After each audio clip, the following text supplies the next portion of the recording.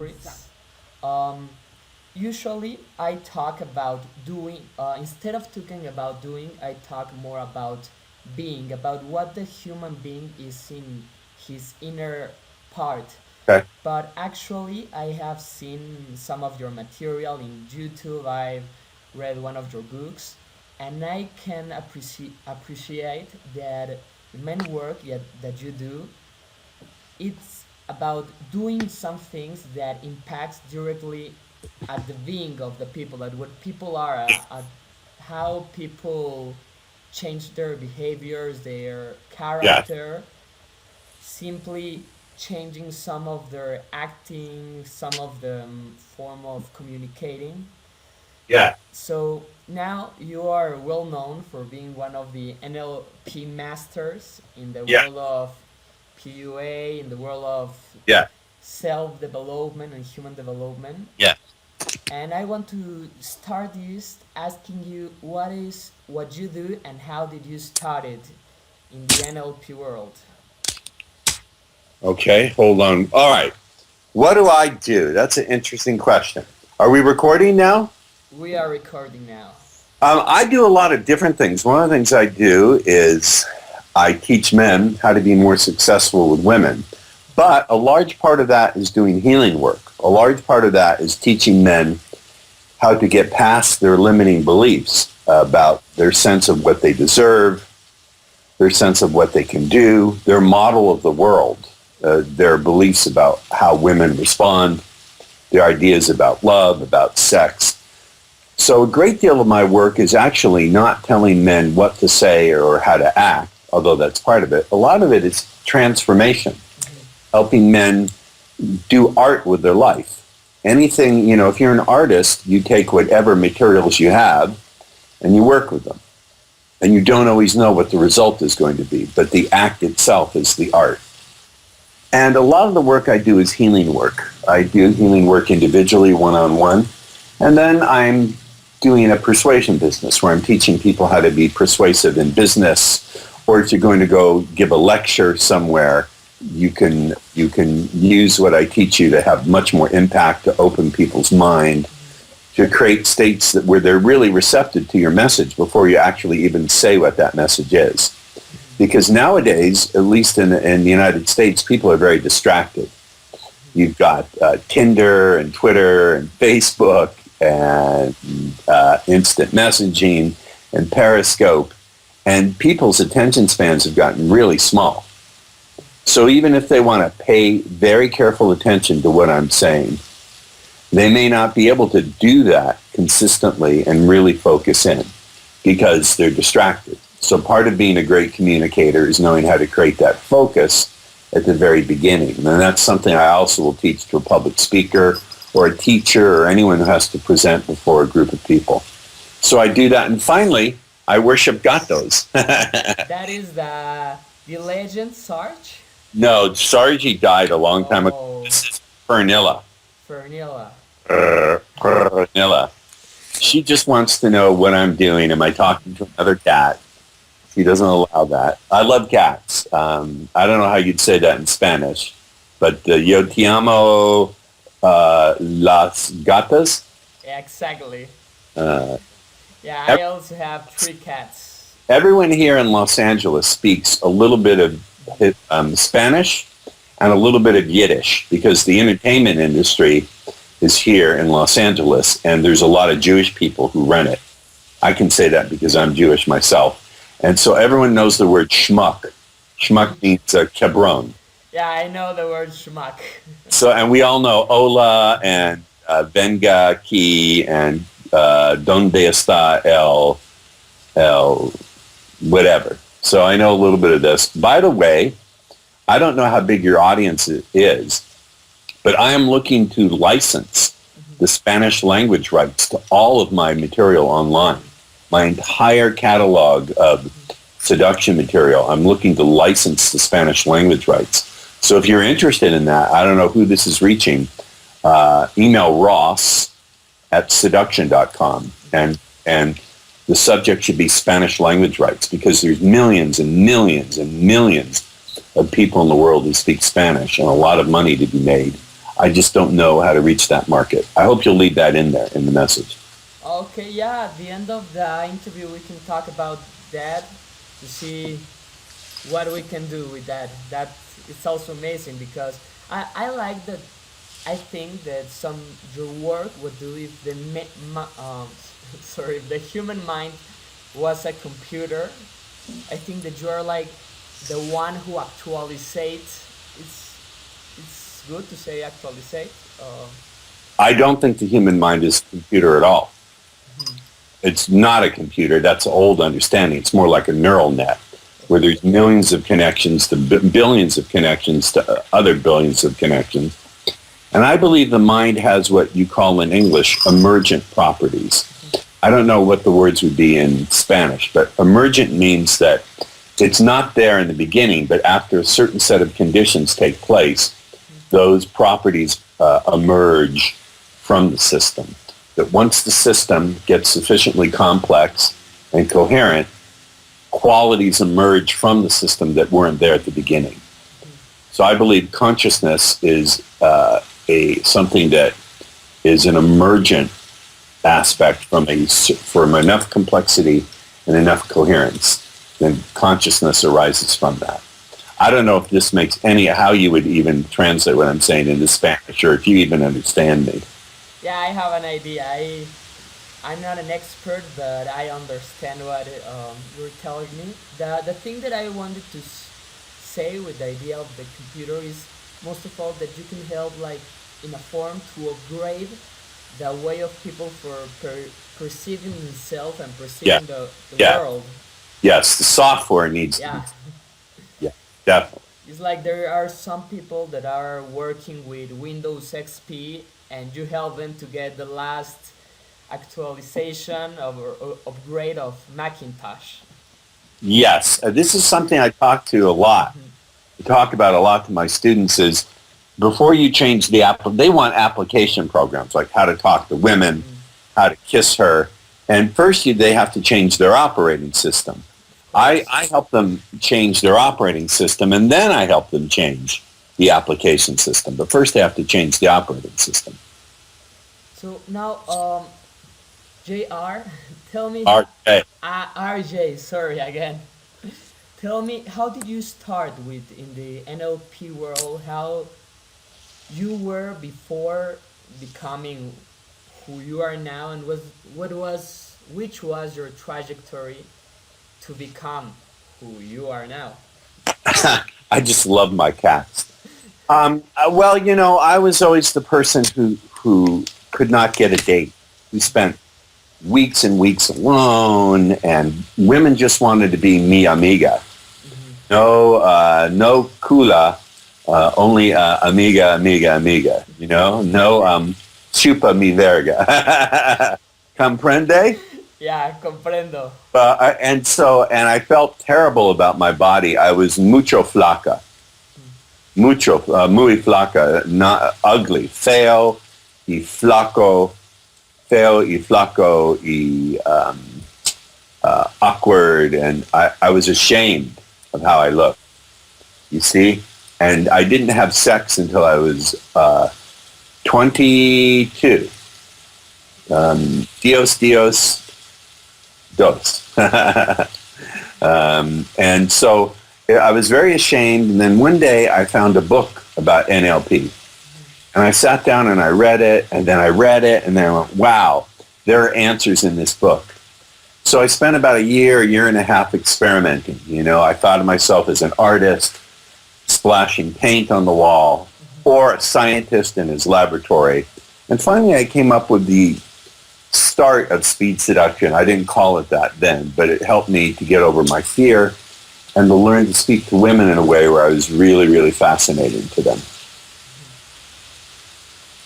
And then how you start being the master that you're right now? In what moment did you start like giving your seminars and 1991, I had a business partner who said, you should give a seminar for a couple of hours. So what am I going to talk about? He said, you're Ross Jeffries, you're on TV, just read from your book. I said, I don't know what I'm going to do for 2 hours, but we did a 2-3 hour seminar, And then he said, let's do a day, and then we did a day, and then we worked our way up to doing 3 days, a 3-day seminar. Now I'm redoing it where we only do 2 days because travel is expensive. By the way, if there's anyone there listening who wants to sponsor me to come to Mexico and do a seminar, I'd love to. I've been to Mexico a few times, but I would love to come and work there and do a seminar and even speak to college students. I'm a very good speaker. I would love to speak to college students. That's amazing. Yeah, the main idea of this project, we are launching it on August, 2 months. Yeah. And this interview is because in 2 months I'm gonna start going for both pay and private and public schools to give little seminars about the human virtues, being a man, etc. And the main part is for students and youth to have access to interviews with people like you that talk about this part of upgrading oneself or self. Well, it's not going to be only men, is it? I hope there's some how do you say women? Chicas. Chicas. Are there going to be chicas listening to me too? Yeah, of course. Okay, then I'm going to come there live to teach colleges, not grade schools. They're too young. But if there's any college or organization like that would like to hear me come speak about developing the mind and the spirit, I'm happy to come do that. But I can't bring my gata along. Now tell me, what is like the main and the most important thing about what you do? What do you consider? The most important thing is teaching people a meditation practice so that they can, life has pain in it. That's not all it has, but life has pain. And more importantly, people get stuck in their patterns of behavior. People repeat the same mistakes over and over and over again. Now, I was giving a talk last night, and I said, it's very easy to explain this. I said, how many people here in the audience made a mistake and they found themselves thinking about it at least 500 times this week? And everyone raised their hand. I said, now, were you thinking about the mistake because you have low self-esteem, or your mother picked on you, or you were bullied? What was the intent? What was the reason why you're doing it? Well, the reason why people, you know what I mean by dwell on? They think about it a lot. They were trying to find an answer to the problem. They were trying to correct the mistake. But the more you look at something, the more the brain gets programmed to do it again and again. So if you're dwelling on a mistake, thinking about that mistake over and over and over and over, you're rehearsing it. You're telling the brain, this is what I want you to do. So there's no surprise that, of course, when they get into the same situation in life, they repeat the mistake. Does that make sense? Yeah. Comprende? So teaching people to meditate lets them look at the mistake from perspective, so they don't have to dwell on it. They can look at it and get a different perspective when they're in that state of meditation and go, oh, okay, that's all right. I can do something different like this. And then meditation also, consider that thoughts are like a snowball. If you know what an avalanche is? ¿Cómo se dice en español avalanche? Avalancha. Okay. If you want to start an avalanche, you don't have to push the whole mountain. All you have to do is make a snowball and get it rolling in the right place, and it'll make an avalanche. Right? Yep. You understand? So, thoughts have a lot of force, a lot of power. They're like a snowball. And the more you keep thinking about it, they become an avalanche. When you meditate, you become so sensitive that you can sense that thought before it even becomes a snowball, and you can stop it. So meditation is one of the things I teach people to do, to develop this witness consciousness, so they can see their thoughts arising and not get trapped by them. Very important. And then I like to teach people how using their language can set them free, or it can keep them trapped. A lot of the problem with the way people use language is they take verbs and they turn them into nouns. As an example, if you come to me and say, I want more confidence, I'll say to you, okay, I have a big jar of confidence in my closet. It's 1 million pesos. I'll drill a hole in your head and pour the liquid in it. You'd laugh. You'd laugh because you understand that you're making confidence into an object. Confidence is not a thing. It is a process, an activity that you do. It is the activity labeled confidence. It's how you breathe, your relationship to being uncertain, what your beliefs are, how you use your language. Confidence is not a thing. Love is not a thing. Pride is not a thing. It's an activity that you do. So the second way to set people free is to show them how to take their language and show them where they're objectifying themselves or the world and turn that object into a verb, into a process. So if someone says, I'm depressed, I would say, how are you doing that depressing? Now, I don't know how grammar is in Spanish, how you would make the difference between a noun and a verb, but you get the idea. Yeah, of course. See? And then finally, I want to set people free by what they do in the world with other people. I teach people to be really okay with not knowing what's going to happen and to do things that are absurd and ridiculous. Never underestimate the power of the absurd, the crazy, to break people free. Laughter often will break prison bars. The strongest prison bars that can't be broken by electric saws or by lasers sometimes can melt with laughter and humor. So to teach someone to do something really stupid, like walk up to a woman and say, hi, my psychiatrist in the crazy house said I have to talk to 10 women or he won't give me my medication. Do you like dwarves? And just make them do that. You see, it's so ridiculous. If they do that 5 times, they'll never be afraid of talking to women ever again. You understand? Yeah, So of course. and this applies to everything in life. This applies to anything. If you're a woman and you're experiencing the process of fearing, you can do something ridiculous to get over it. I think people finally get stuck in their culture. In America, we live in a very violent culture that believes in war. Everything, if you insult America, let's go to war, yeah. It's a terrible thing because if America wouldn't go to war so much, we would have money to take care of our own people. I know Mexico, in many ways, is a poor country. America is a very rich country that wastes its money on war.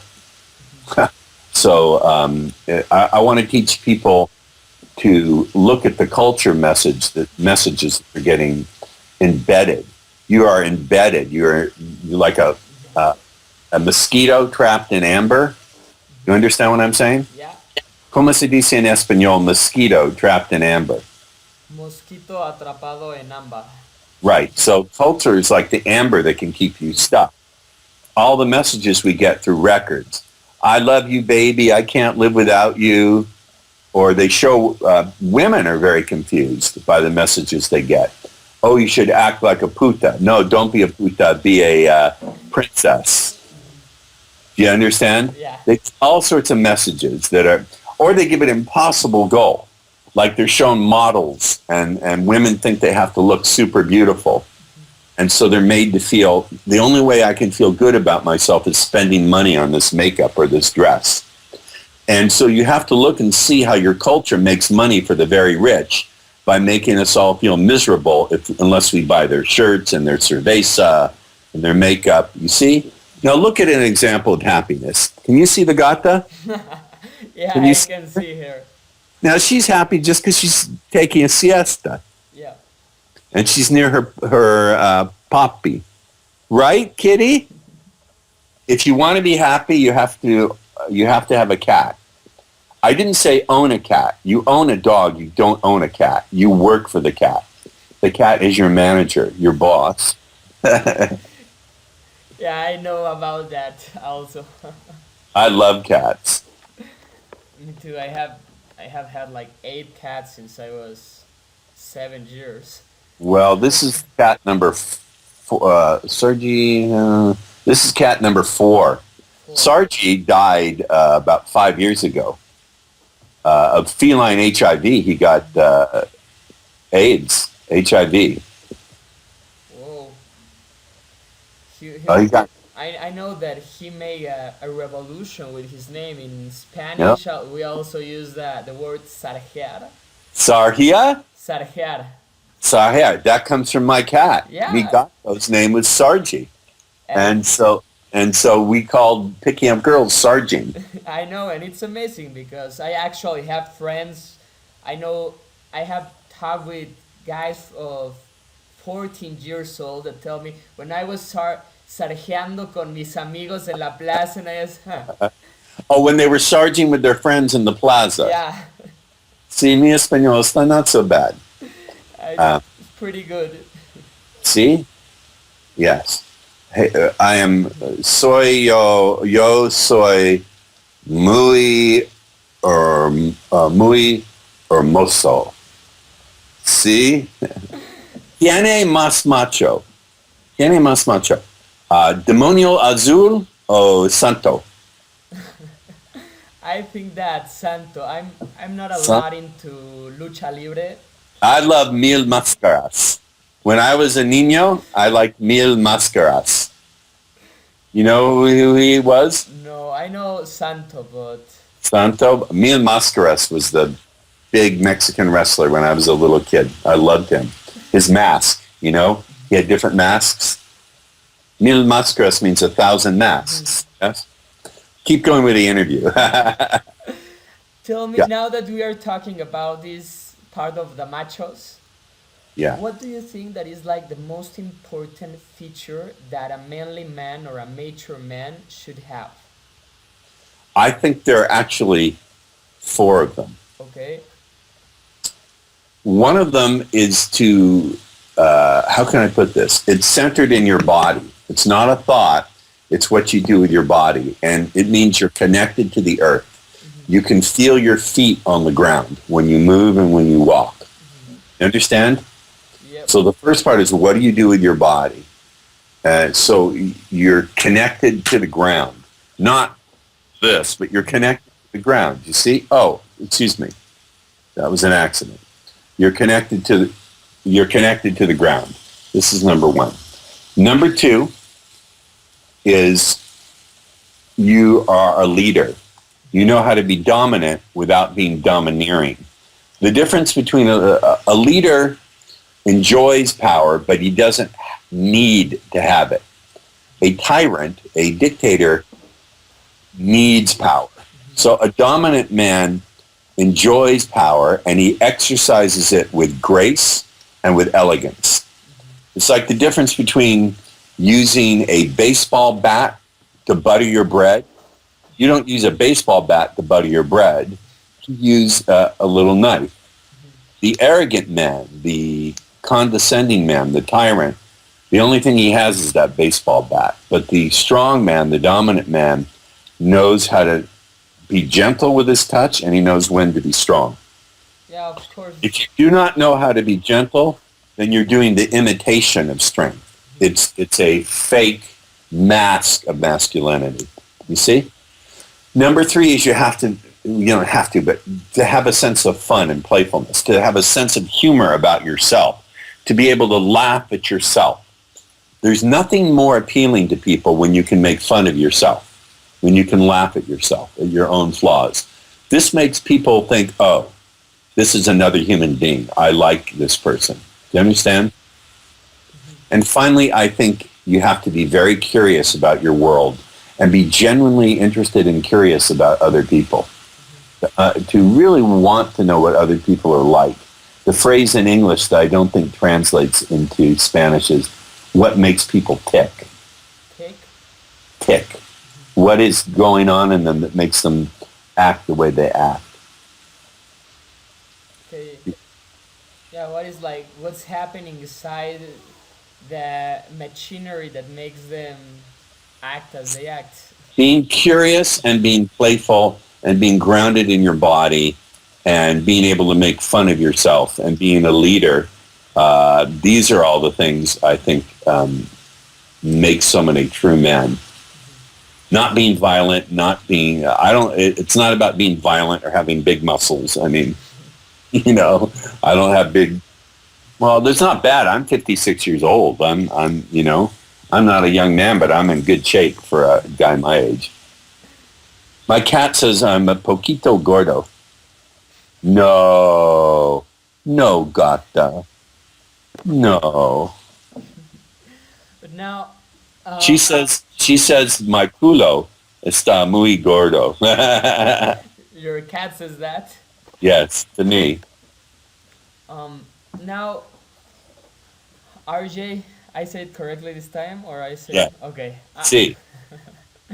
RJ, Excelente. tell me if you just talk me up a little bit that confidence and leadership and all this stuff is not something that you have, it's something that you do. It's more a verb than Right. a noun. Correct. It's not a noun. It's a verb. They're activities that you do. So then if you can do confidence in other form, you can do also romance. I think so. And how, okay, I think that, However, go ahead. You talk. I think that maybe confidence comes from doing courage and like getting like this part of, I don't know if the correct form to say it in English will be like getting naked against fear, like saying, okay, I may Yes, I understand. Yes, vulnerable. Yes, I agree. being vulnerable. Yes. It's like a good way of doing confidence, but then Yes. what would be the way of doing romance or doing seduction or doing all this other part that you also teach? Well, that has to do with the way you use language to get women thinking in a fascinated and sexual way. That's part of my entire course, and this involves some things with language that have to be translated into Spanish, I think, for you to get them. But what you want to do is use your language to create the emotional states that you want women. See, most guys, they think first of the behavior. How can I get the girl to kiss me? How can I take her back to my house? How can I get her to chupa mi verga? You know, should I not say these things? Am I saying that thing? No, it's okay. Be yourself. Let you. All right. People are going to laugh at the gringo, at the pinky weara, right? Yeah. But the mistake most guys make is they think about what behaviors they want from women, where instead I think first you have to think of what states of mind, what emotions do you want a woman to be in in order that she will give you those behaviors naturally. So you have to learn how to use language to evoke a woman's imagination and emotions. And that's what I teach in the speed seduction courses. And that's why I think it would be brilliant if someone could come along and translate it into Spanish. There's 900 million Spanish speakers in the world. There's tens of millions of dollars to be made there. I just don't know Spanish enough, and I don't know how to reach that market. Nice. Yeah. After this, I'll be happy to talk with you about that. Yeah, all right. Okay. To end this and don't make it longer, what will be your number one? The word in English is your number one advice for men. Get my stuff. Learn from me. I really am the best teacher that you could possibly learn from. Learn from me. Do you have any material that maybe I can later put here? Yes. Go to. I have a free course. Go to learnhowtomeetwomen.com. It's a big. I'll spell it out. Learnhowtomeetwomen.com, and I have a free course on how to meet women. Okay. And that will be a good way to start. Yes, a good way to start. Perfect. So maybe RJ, for now we can finish with the interview. We have a saying in Spanish that is like a way of saying rock on and let's go. That is viva la mandanga. Viva la mandanga. Viva la mandanga. Viva la mandanga. So Viva las gata. RJ, thank you for this interview. It has been a great honor to have a master like you with us Well, tonight. thank you, and I love. It's my honor to address the Mexican people, and I hope to come visit your country once again soon. It's been a couple of years since I've been there, but I would love to come out and give some talks and lectures and meet some nice Spanish ladies. They love the gringo, and yeah, thank you for having me on your program. So So that'll be that'll everything for tonight with the interview. thank you. Espero que hayan disfrutado esta entrevista tanto como yo. No olviden checar su página de internet para descargar el curso gratuito en www.howtomeetwomen.com y tampoco olviden darle like a la página de Facebook, Twitter, donde todo el tiempo estoy subiendo no solo lo que hago, sino frases e imágenes motivadoras para que puedan permitirse seguir en sintonía. Eso es todo por hoy. Nos vemos en el siguiente nivel. Que viva la mandanga y rock on.